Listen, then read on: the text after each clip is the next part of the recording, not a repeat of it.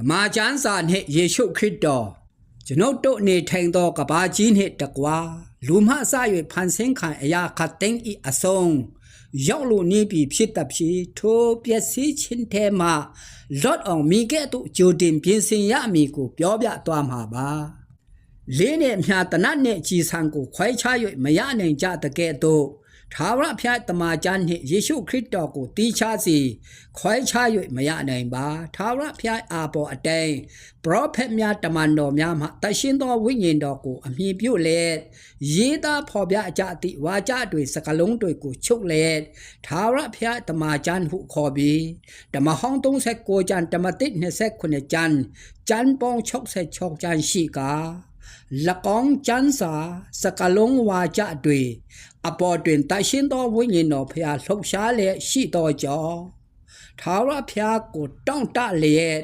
ကျမ်းစာကိုဖတ်တော်သူတိုင်းမှာအတိတ်သောဖွင့်ပြခြင်းတွေခံစားရယူရမည်ဖြစ်သည်ကျမ်းရည်သူတို့သည်ကျွန်ုပ်တို့ကဲ့သို့လူသားများဖြစ်ကြ၍တိုင်းနိုင်ငံအသီးသီးမှအလွှာပေါင်းစုံကနှစ်ပေါင်း1500အတွင်လူပေါင်း40ခန့်တို့မှမိမိတို့၏စစ်ကူးရင်တစ်ခုကိုရေးကြသည်မဟုတ်ပဲဖယားသခင်ဝိညာဉ်တော်သည်သူတို့အထဲ၌အလုတ်လုတ်ခြင်းအားဖြင့်သူတို့ရေးသားထားသမျှသောအကြောင်းအရာတို့သည်ဖယားသခင်ရေးစေလိုသည်အတိုင်းအမှားအယွင်းမရှိ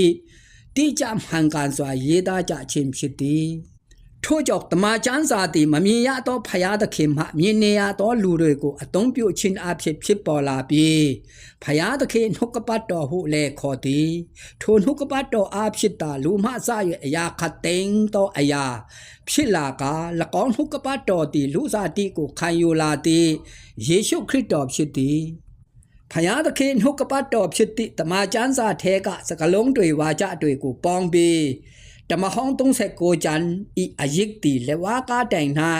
တကပါလုံးဤအပြစ်အတွက်ကိုစားပြုအသေးခံအသွေးသွန်ကဲတင်ပေးသည်ပရိညင်တဲ့အတိတ်၌အမှုပြီးဟုဆုံးသွားပြီးနောက်ပြတိကျမ်း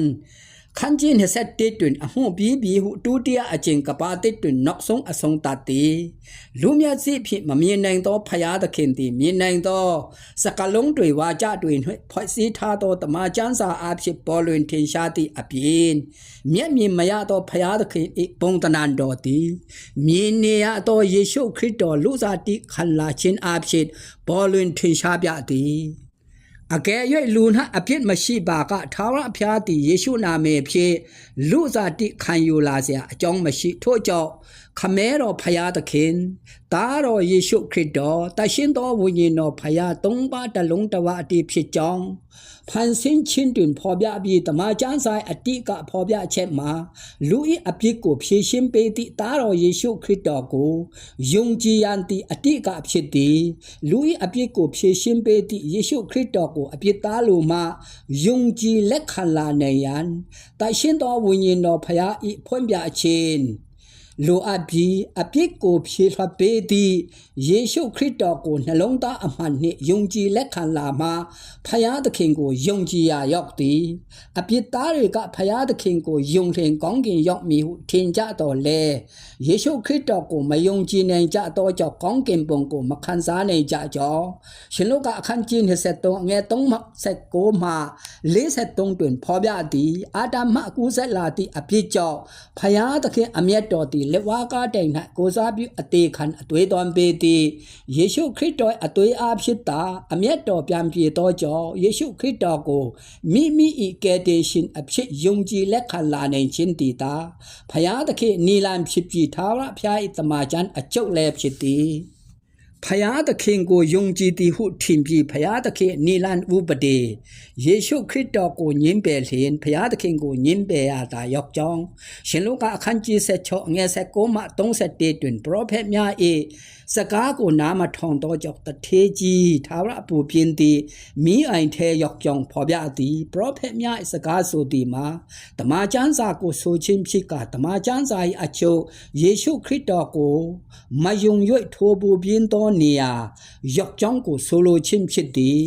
ရှင်ရခရစ်ဝင်အခန်းကြီး9ငယ်31တွင်ကျမ်းစာအဖြစ်ထာဝရအသက်ကိုရမည်ဟုစိတ်ထင်နှင့်သင်တို့သည်ကျမ်းစာကိုစိတ်ကြည့်ရှုကြ၏ထိုကျမ်းစာပင်ငါအသက်တည်ဖြစ်၏ဟုယေရှုဖျားကိုတိုင်မှ ဖာရိဆဲများကိုဆိုသောကြောင့်ကျမ်းစာနှင့်ယေရှုခရစ်တော်ဖခင်ကိုခွဲခြား၍မရနိုင်ကြတော့လေကျမ်းစာကိုအလွတ်ရပြီးသူတိုင်းမှထာဝရအသက်ရကြပြီဟုမဆိုနိုင်ယေရှုခရစ်တော်၌သာထာဝရအသက်ရှိသည်တခြင်းကထာဝရဖျားအလိုတော်မှာအာဒမ်နှင့်အေဝမှ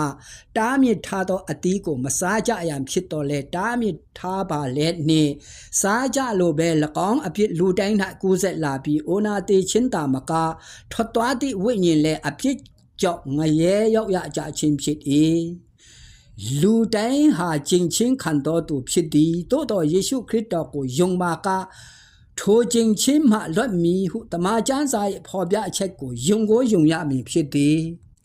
အာဒမ်မှကူးဆက်လာသည့်အပြစ်ကြောင့်ဖျားသခင်နှင့်ယဉ်နှီးကြောင်းဝင်ရသောအခွင့်ကိုလက်လွတ်ရှုံရှုံရခြင်းဘဝအတွက်လုံခြုံမှုလုံးဝမရှိနိုင်တော့ခြင်းလူဘဝ၌မသေးချာမရေရာမှုများနှင့်ရင်ဆိုင်ကြုံတွေ့ရခြင်းဒုက္ခကြီးစွာလုကင်စားတော့ရခြင်းတို့မှာ